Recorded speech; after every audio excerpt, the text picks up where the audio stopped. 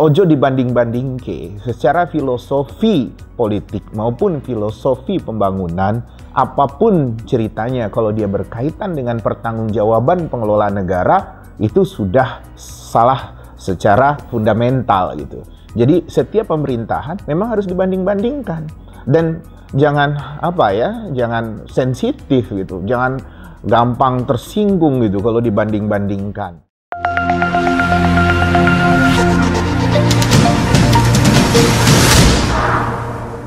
Halo teman-teman Cita Indonesia, kami jamin Anda menang. Kembali lagi bersama kami, saya Wina Aprila dan rekan saya, Mei. Kali ini kita akan membahas topik mengenai ojo dibanding-bandingke dua rezim yang pernah berkuasa. Nah, Mei, menurut kamu nih, saat ini kan kita sudah melewati masa di antara kedua rezim ya. Nah, di antara dua rezim ini, mana sih yang menurut kamu membawa perubahan baik di Indonesia? Sebenarnya kalau kita mau ngomongin tentang dua rezim atau rezim-rezim yang sebelumnya, kalau kita mau ngomongin kelebihan atau kekurangannya, pasti mereka punya kelebihan dan kekurangannya masing-masing sih menurut aku. Pasti ada kurangnya di mana atau lebih di mana. Untuk lebih lanjutnya mendingan kita langsung tanya ke pakar langsung aja. Oke. Kira-kira nih menurut Bapak Yanto nih, apa nih Pak perbedaan rezim yang dibanding-bandingkan ini? Iya, dari Mei nanya aja nggak yakin kan, bener apa enggak urusan ini gitu kan. Ya, ketika kemarin itu Demokrat Rapimnas menggelontorkan angka-angka yang sifatnya membanding-bandingkan antara periodenya Pak SBY dengan periodenya Jokowi, orang mulai rame. Tapi sebelumnya itu juga ada lagu ojo dibanding-bandingke pada saat perayaan 17 Agustus di Istana Presiden. Kita sedang merayakan hari yang sakral, tapi ternyata malah kemunculan itu yang lebih menjadi sorotan. Ada apa gitu, ada kekhawatiran apa? Apakah, pertanyaannya akhirnya, apakah kita itu nggak boleh membanding-bandingkan? Ya kan? Dan bagi saya, itu wajib. Bagaimana kita bisa mengukur orang itu punya performance yang lebih baik, yang baik, kalau tidak ada ukuran-ukurannya, kalau tidak ada pembandingnya. Jadi, ojo dibanding-bandingke secara filosofi politik maupun filosofi pembangunan, apapun ceritanya kalau dia berkaitan dengan pertanggungjawaban pengelola negara, itu sudah salah secara fundamental gitu. Jadi setiap pemerintahan memang harus dibanding-bandingkan, dan jangan jangan sensitif gitu, jangan gampang tersinggung gitu kalau dibanding-bandingkan. Cuma memang caranya juga harus tepat. Nah ini, jadi jangan membanding-bandingkan tapi bicara tentang bangsa dan negara larinya ke hal-hal personal. Akhirnya orang juga jadi tidak simpati. Memang semangat orang-orang di sekitar Presiden Jokowi agak menghindar, agak gerah, agak tidak nyaman apabila mereka dibanding-bandingkan. Nah, tapi rakyat juga menuntut, ini beneran nggak sih? Gitu, sudah membangun sekian ribu kilometer jalan tol misalnya, sudah membangun sekian puluh pelabuhan, sudah membangun sekian puluh bandara dan sebagainya dan sebagainya. Ini benar atau tidak? Dan apakah Pak Jokowi ini dengan begitu banyak prestasi di infrastruktur itu seperti tukang sulap yang bisa membangun Indonesia hanya dalam beberapa hari misalnya? Rakyat butuh angka-angka yang jelas, rakyat butuh pembanding. Bukan masalah ingin menjelekkan periode Jokowi atau menjelekkan periode SBY atau periode sebelumnya, agar kita bangsa ini rasional bahwa ini loh ukuran-ukuran itu. Jadi jangan sekedar mengklaim berdasarkan sugesti, mengklaim berdasarkan urusan-urusan yang bersifat kulit-kulitnya saja atau pencitraan saja. Kita harus bisa menerima keberhasilan sebuah rezim memang karena dia sesuai dengan fakta, sesuai dengan kinerja, dan sesuai dengan ukuran yang bisa dibandingkan. Jadi memang itu sesuatu yang wajar kalau kita mau membanding-bandingkan. Harus dibanding-bandingkan. Apa sih sebenarnya ukuran seorang pemimpin berhasil atau tidak dalam memimpin rezimnya itu? Banyak ukuran-ukurannya, terutama kawan-kawan yang mengerti di bidang ekonomi, ya kan? Ukuran yang paling mudah itu adalah misalnya rasio utang luar negeri kita gimana gitu. Kemudian peningkatan APBN kita gimana. kemudian bagaimana infrastruktur terbangun, bagaimana pengelolaan sumber daya alam banyak, ukurannya banyak sekali untuk mengukur sebuah rezim keberhasilan dia dalam membangun sebuah negara. Tapi bagi saya, jangan sampai kita hari ini terjebak hanya bahwa keberhasilan rezim itu ukurannya fisik. Jadi keberhasilan sebuah rezim itu tidak sekedar infrastruktur saja. Amanat Undang-Undang Dasar kita kan melindungi segenap bangsa Indonesia, memajukan kesejahteraan umum. Nah, kesejahteraan umum itu tingkat pendapatan. Tingkat pendapatan urusannya relasinya memang dengan fasilitas, dengan infrastruktur, fasilitas fisik. Kemudian mencerdaskan kehidupan bangsa. Kemudian aktif dalam melakukan perdamaian dunia, gitu kan. Jadi 4 itu amanat konstitusi kita. Jadi kalau ukurannya hanya infrastruktur, berarti baru satu sektor yang menjadi perhatian. Bagaimana dengan mencerdaskan kehidupan bangsa? Itu sudah menjadi perhatian belum oleh rezim ini? Presiden Jokowi mengatakan periode kedua dia akan fokus untuk membangun SDM, tidak lagi infrastruktur. Tapi yang didengung-dengungkan tetap pembangunan infrastruktur, pembangunan fisik. Pembangunan sumber daya manusianya mana? Ya karena Menteri Pendidikannya kedodoran, keberhasilannya nggak jelas. Jadi ketika Presiden Jokowi kemarin sempat melakukan interview secara terbuka kepada Menteri Pendidikan, dan Menteri Pendidikan menunjukkan keberhasilan, tapi kan itu cuma halusinasi. Buktinya sampai sekarang ranking universitas kita malah makin kedodoran dan lain sebagainya. Sektor pendidikan kita kacau balau, nggak punya rasa keberhasilan di sana. Kalau kita tanya sama guru-guru di berbagai pelosok gitu, di berbagai daerah, mereka mengatakan bahwa zaman Pak Nadiem ini nggak jelas. Mereka tidak punya pijakan yang tegas. Mereka harus melakukan apa-apa. Kurikulum aja ganti-ganti, muter-muter juga di situ. Ketika ditanya target kita apa, tujuan kita, terus bilangnya mau mencetak tenaga industri, tapi kemudian lagi bicara lagi tentang hal-hal yang bersifat filosofi. Nah, kemudian bicara lagi tentang IT, terus bicara lagi tentang pendidikan dasar yang fundamental. Muternya nggak jelas, nggak visioner Departemen Pendidikan kita itu. Nah, akhirnya kan Pak Jokowi larinya ke infrastruktur lagi omongannya, karena itu yang konkret, itu yang bisa dia nyatakan, itu yang bisa dia katakan itu prestasi dia. Padahal seperti saya bilang tadi, Pak Jokowi mau komitmen di periode kedua ini lebih memperhatikan, mencerdaskan kehidupan bangsa itu. Pak Jokowi sadar kok selaku presiden dia diamanatkan oleh Undang-Undang Dasar itu.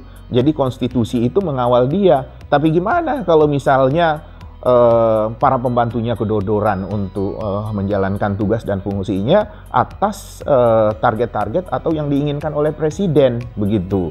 Jadi saya pikir kalau kita menganggap bahwa infrastruktur itu adalah sebagai karya gilang gemilang kita, itu tidak, karena amanat konstitusi kita multidimensi. Dan itu yang harusnya menjadi perhatian para pakar, para pengamat, para orang yang berpendidikan, pada rakyat yang peduli, civil society kita, untuk membedah di segala sektor ini, dari segala tujuan-tujuan kita berbangsa dan bernegara yang diamanatkan oleh Undang-Undang Dasar kita gitu. Nah, mengenai kata-kata tadi ya Pak Ojo dibanding-bandingke.